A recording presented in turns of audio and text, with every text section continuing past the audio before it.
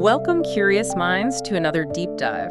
Today, we're plunging into the very blueprint of life itself, or maybe how we're finally starting to really read it and understand it. Yeah, it's a big topic. It is. Back in 2003, the world celebrated this huge scientific milestone, the complete sequencing of the human genome. For the first time, we had the full book of life, right? All 3 billion letters.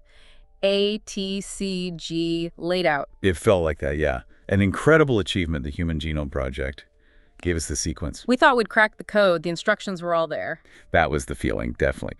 But you know how it is in science, answer one big question. And you get 10 more, right? Exactly. So we got this massive, detailed instruction manual.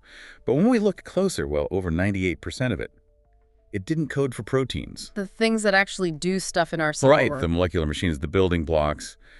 And that was confusing. Right. So for ages, that 98% was just junk DNA. That was the term. It was. Dismissed as evolutionary leftovers, maybe? Filler. But it turns out it's anything but junk. This non-coding DNA, it's actually this incredibly complex regulatory layer. It's like the dark matter of our genome. That's a great way to put it. It's orchestrating everything, all the gene activity. So it's less the ingredients list for the cake and more like the actual recipe, the timings, the mixing, the oven temperature, all that crucial stuff. Precisely. And understanding that layer, that dark matter, holds the key to so many biological processes, and really crucially, to understanding diseases we still can't quite figure out.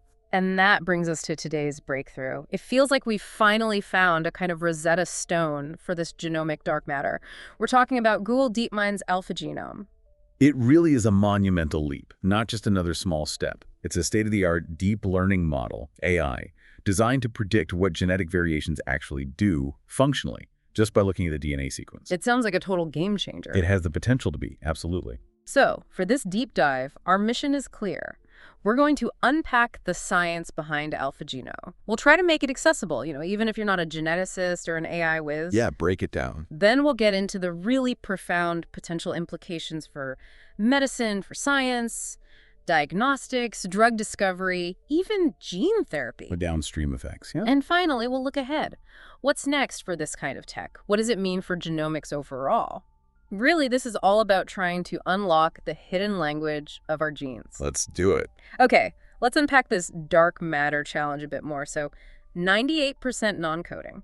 When the genome was first sequenced, the focus was obviously on finding the genes, the protein coding bits. Understandably. That was the known territory. That was the reading part, finding the words. But now the real frontier is interpreting that massive non-coding space. It's like you have the manual, but 98% is written in this complex code you don't understand. What's it actually doing? It's a huge shift from just having the sequence to understanding its meaning. Think about that cake analogy again. The protein coding genes are the flour, sugar, eggs. The basic ingredients. Right. But the non-coding DNA, that's the super precise, nuanced instructions. How to mix, when to add things, baking time, temperature adjustments. Decoration techniques. Exactly. These regions have things called promoters, the start here signals for genes.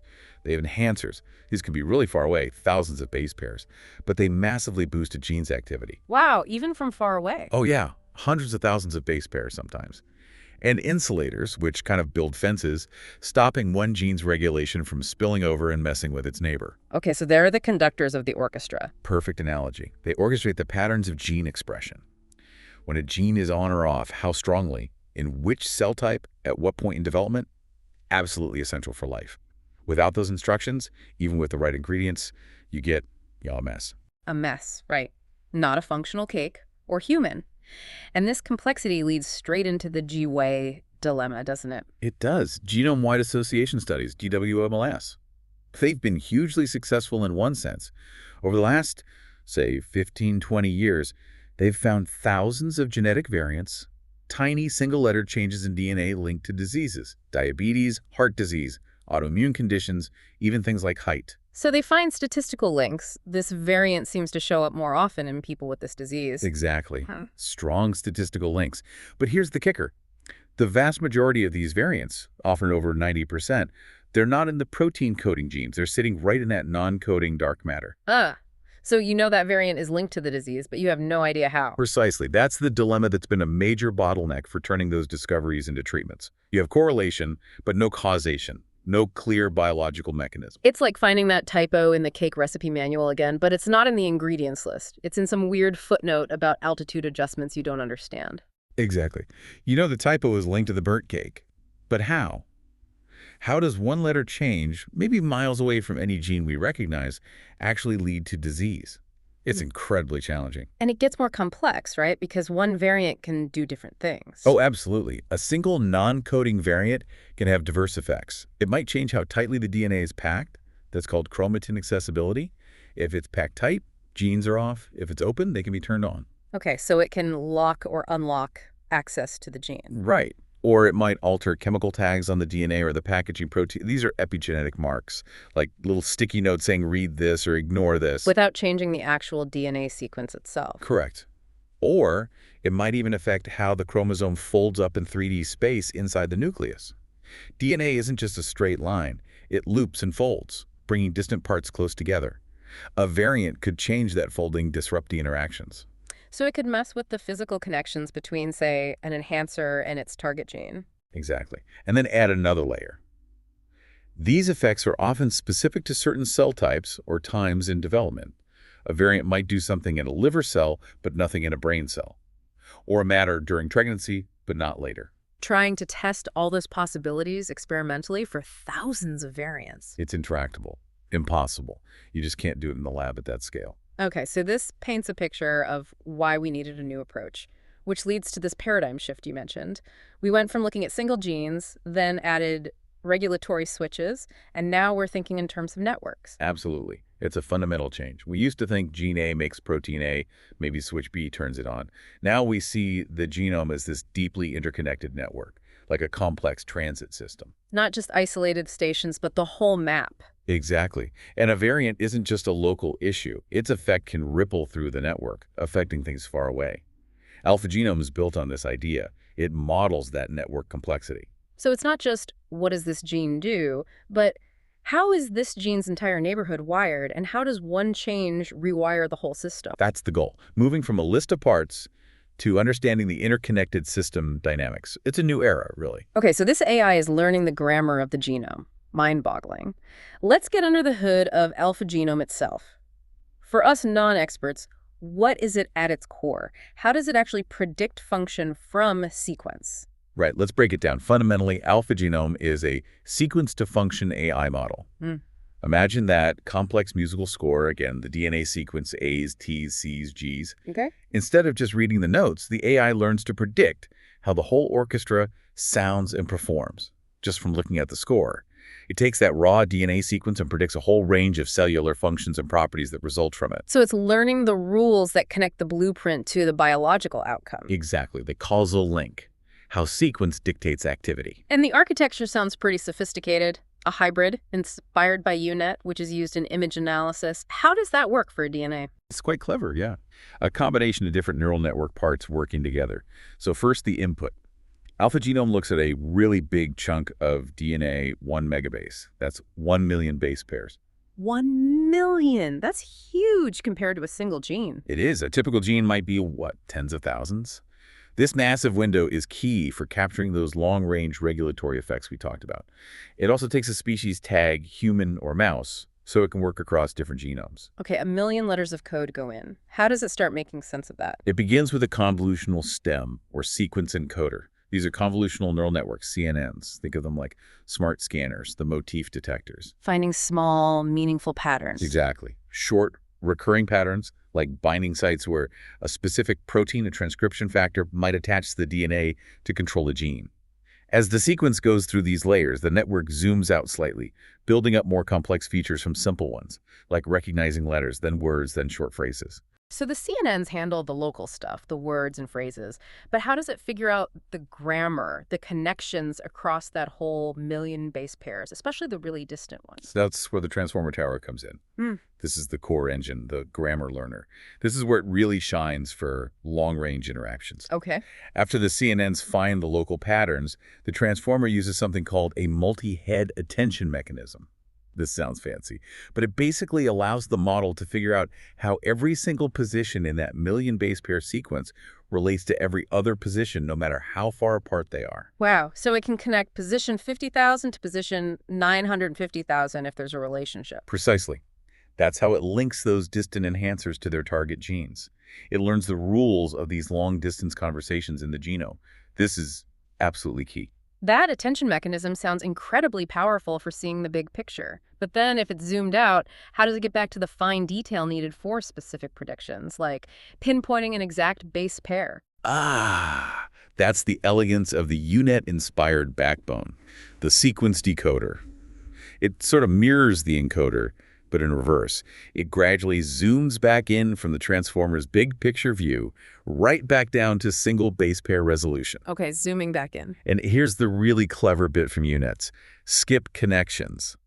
These are like direct highways passing information from the early high-resolution layers of the encoder straight across to the corresponding layers in the decoder. So it doesn't lose the small details while learning the big picture. Exactly. The final predictions benefit from both the deep contextual understanding from the transformer and the precise local details caught by the early CNNs. It really gets the best of both worlds, broad context and fine resolution, in one unified model. It's a serious engineering achievement. Okay, so it's weaving together the big picture and the tiny details seamlessly.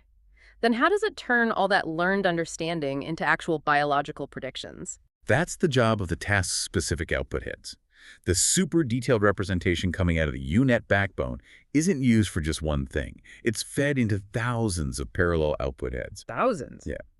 Each head is like a mini specialist network, trained to predict one specific biological output, one genomic track. So one head predicts RNA levels for a gene, another predicts where a specific chemical tag, a histone mark, is placed, another predicts DNA accessibility, and so on. It's like having thousands of specialist consultants all reading the same master plan. That's a good way to think of it. This multitask learning is vital. It allows the model to predict this huge array of biological activities all at once from that single DNA input sequence. Thousands of predictions. And you mentioned 11 distinct modalities, thousands of genome tracks. Can you give us a few more examples? What kind of biological questions do these modalities answer? Sure. This gives that incredibly holistic view, like running thousands of experiments in silico. So we mentioned gene expression, RNA-seq. How much is this gene being turned into RNA? Basically, is it on or off, and how loud is it? Okay, basic activity level. Then splicing, splice sites junctions, this is a big one.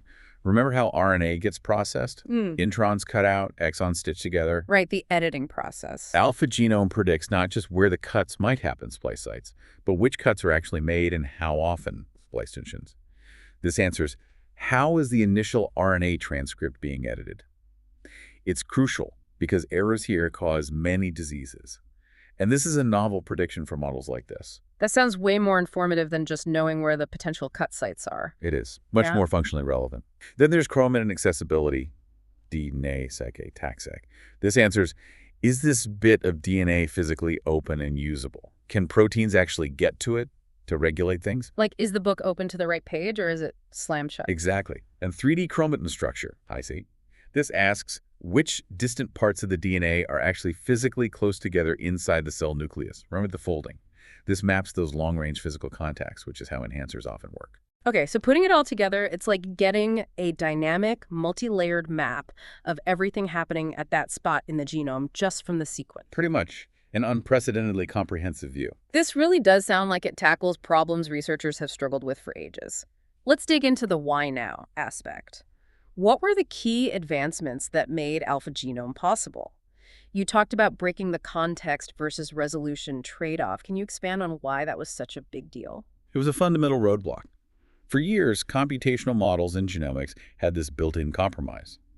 You could either build a model that looked at a short DNA sequence, maybe a few thousand base pairs, but with super high single nucleotide resolution. Yeah. Great for finding exact splice sites or protein binding spots. The microscope view? Right. Or you could build a model that looked at a much longer sequence, hundreds of thousands of base pairs, to capture those distant enhancer effects. But it could only do that at a coarse, blurry resolution, averaging things over larger chunks. The wide-angle lens view, but fuzzy. Exactly. You couldn't have both sharp focus and a wide view in one model. So you couldn't easily connect a precise event, like one protein binding, to its long-range consequence on gene expression far away. Researchers had to stitch together insights from different limited models. That sounds incredibly frustrating for biologists trying to see the whole picture. It was.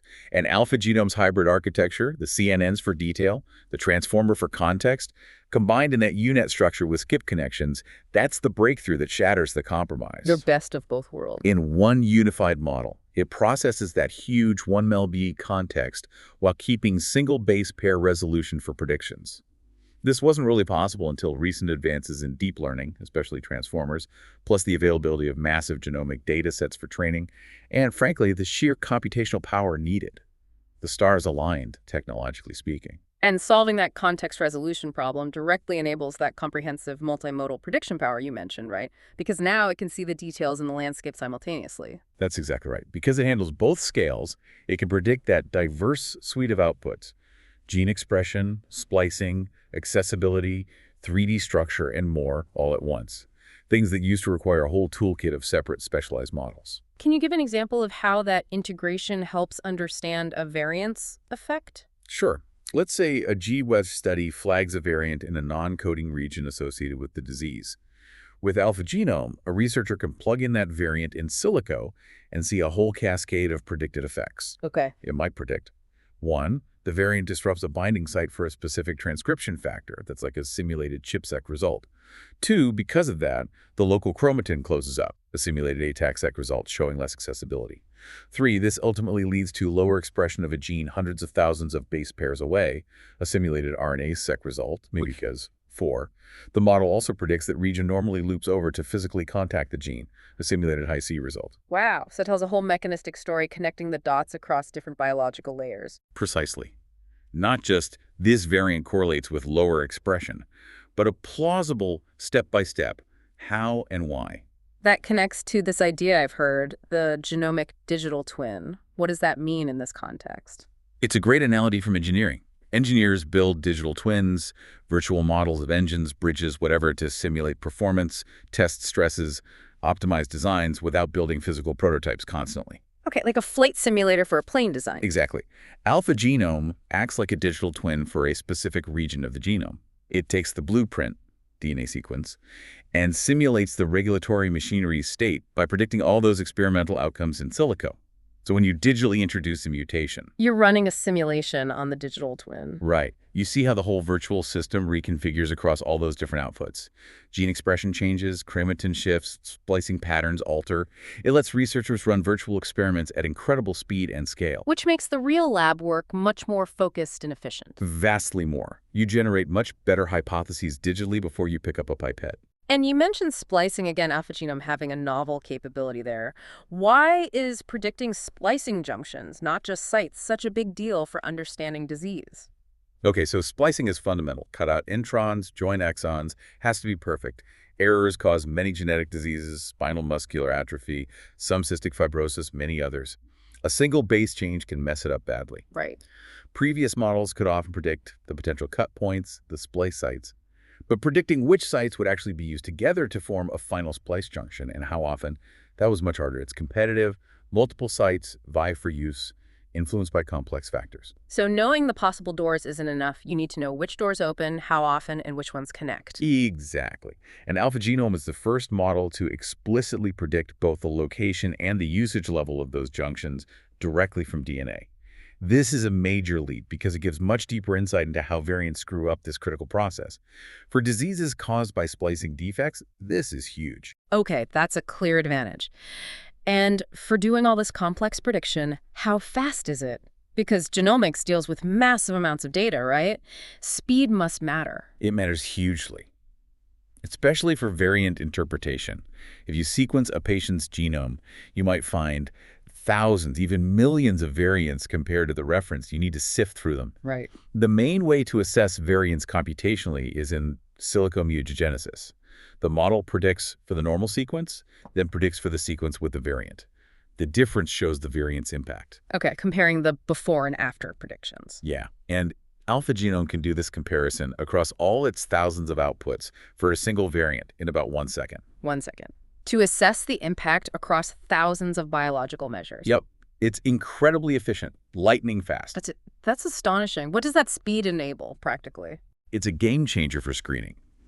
Researchers can take the thousands of non-coding variants from a GeoVisor patient's genome and rapidly filter them down to the ones predicted to have the biggest functional consequences. Instead of years of lab work testing everything, you focus experimental resources on the top candidates identified in silico in, potentially, hours or days. It massively accelerates finding the needles in the haystack. Okay, so the capabilities sound amazing on paper, but the proof is in the pudding, right? How rigorously was AlphaGenome tested? How do we know these predictions are actually accurate and meaningful? Absolute crucial question. You need validation. DeepMind did extensive benchmarking against the best existing models, both general and specialized, and the results were, frankly, pretty stunning. Okay, give us the numbers. How did it stack up? So when predicting those genome tracks, things like gene expression, chromatin accessibility, AlphaGenome outperformed the best existing external models on 22 out of 24 different track types. 22 out of 24. Against specialized models. Yes. A single generalist model beating the specialists at their own game, consistently. And for predicting the functional impact of genetic variants, it matched or beat the best external models on 24 out of 26 different evaluations. Wow. So the generalist is outperforming the specialists across the board, essentially? That's significant. It really is. It shows the power of its unified architecture and learning that general language of the genome. It's not just memorizing. It's understanding something fundamental that allows it to excel even on specific tasks.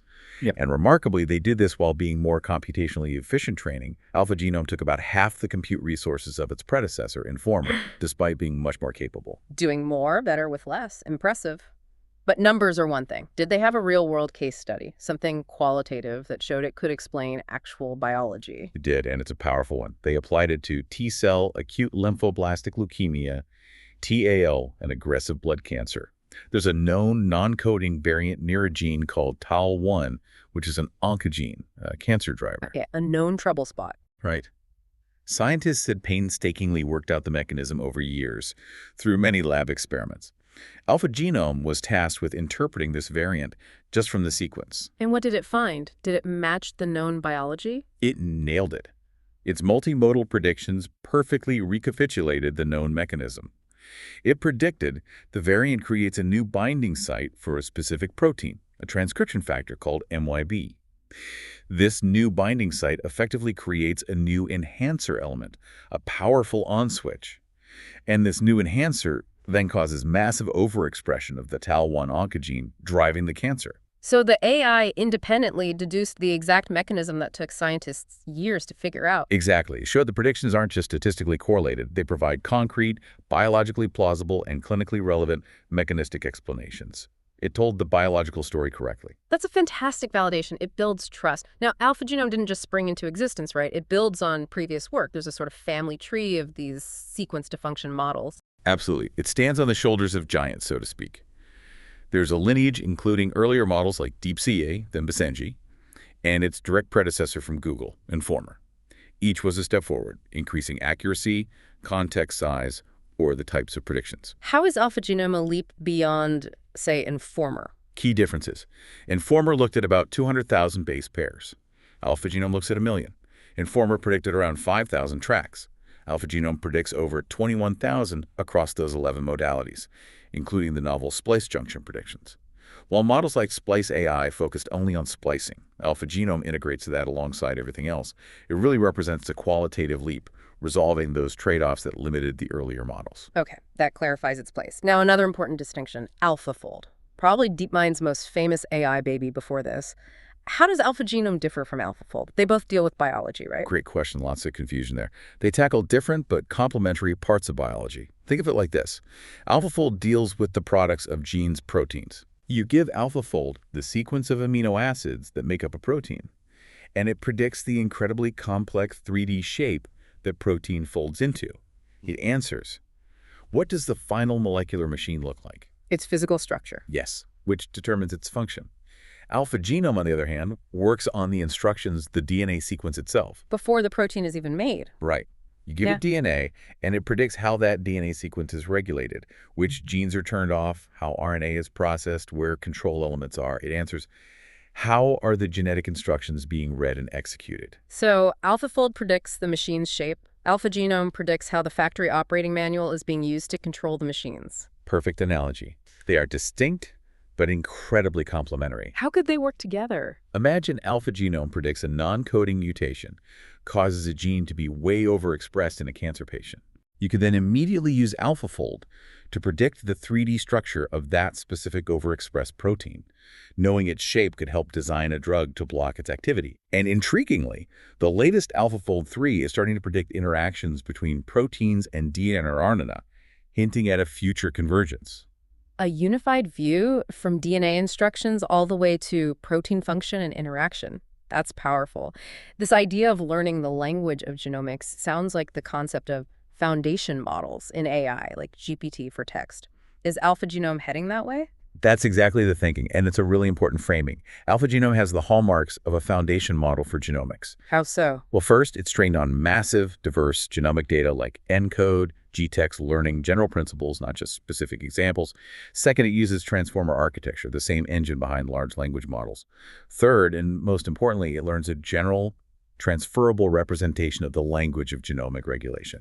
It's learning the grammar, the rules. And the big implication of having a genomic foundation model. It could democratize AI in genomics. In the future, labs might not need to train these huge models from scratch. They could take a pre-trained AlphaGenome-like model and fine-tune it on their smaller, specific data set, maybe from their cohort of patients with a rare disease or specific cancer type. Lowering the barrier to entry for cutting-edge research. Dramatically.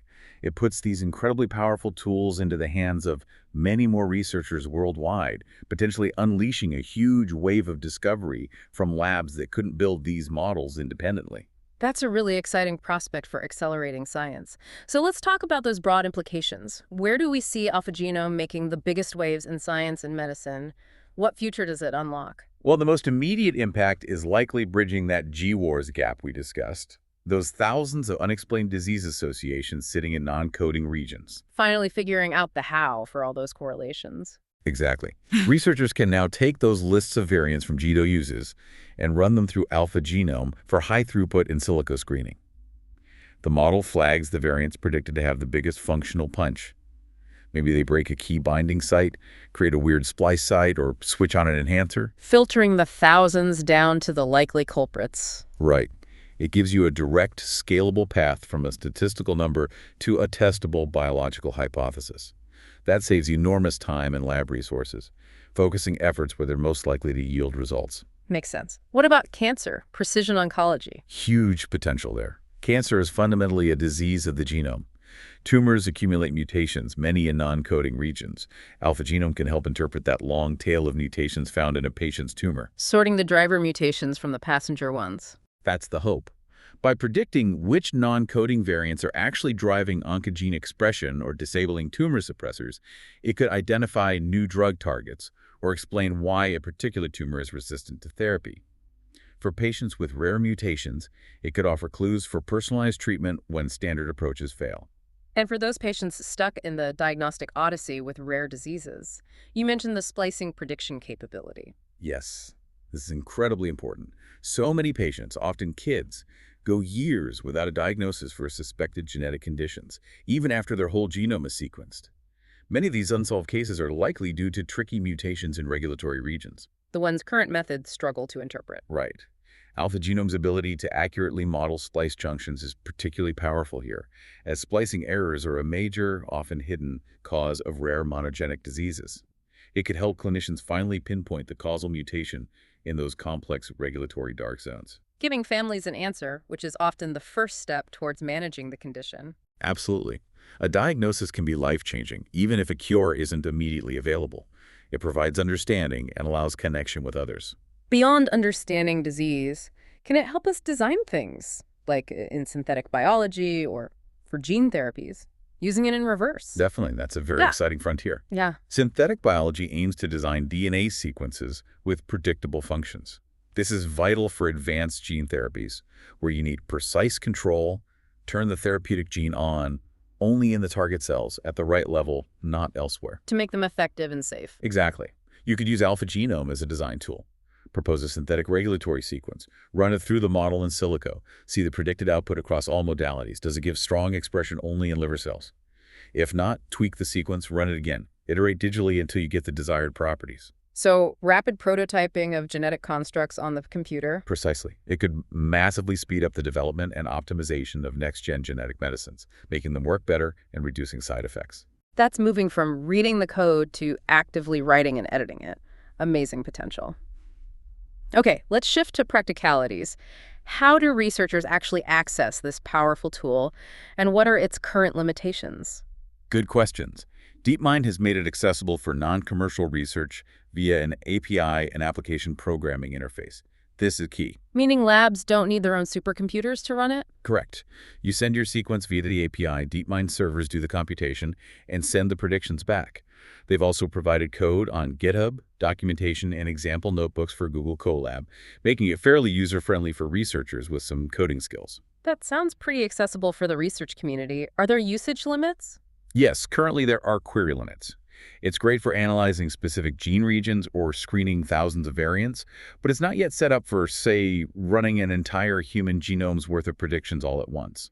That kind of massive scale might be down the road. Okay, and what about open source? Is the model itself available for anyone to download and modify? The initial release is API only, so the model weights and training code aren't fully open source right now. This has sparked discussion, as many researchers prefer full openness for transparency, reproducibility, and building upon the work. Similar to the AlphaFold 3 release strategy initially. Exactly. It reflects a balancing act for these frontier AI labs getting tools out quickly versus ensuring responsible stewardship of very powerful models. It's an ongoing conversation in the field. Understood. What about the model's inherent limitations, its scientific blind spots? They're transparent about these. First, the 1 megabase context window, while huge, isn't infinite. It can't capture regulatory effects from elements extremely far away, say 2 million bases down the chromosome. So ultra-long range effects might be missed. Potentially, though most known interactions fall within 1 MB. Second, cell type specificity. While it predicts for different cell types, the predictions represent an average across a cell population.